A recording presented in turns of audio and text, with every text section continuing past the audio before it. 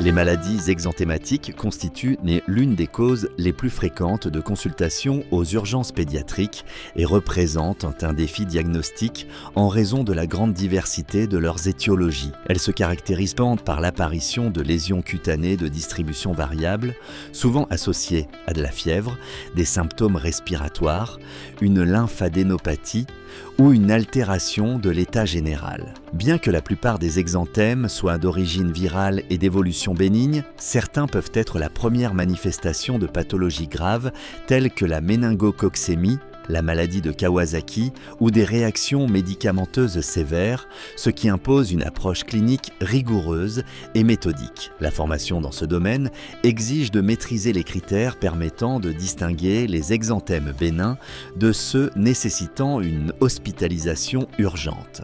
L'observation morphologique des lésions, leur distribution et leur évolution dans le temps sont essentielles au diagnostic différentiel. De même, l'expérience dans l'utilisation raisonnée des examens complémentaires, numération formule sanguine, protéine C réactive, procalcitonine ou culture aide à exclure les infections bactériennes invasives et à orienter les décisions thérapeutiques basées sur les preuves. L'examen clinique minutieux, associé à une anamnèse épidémiologique adaptée, est fondamental pour identifier des signes d'alerte tels que le purpura non blanchissable, la raideur de la nuque ou un état de choc. La prise en charge d'un exanthème aux urgences pédiatriques nécessite bien plus que des connaissances dermatologiques.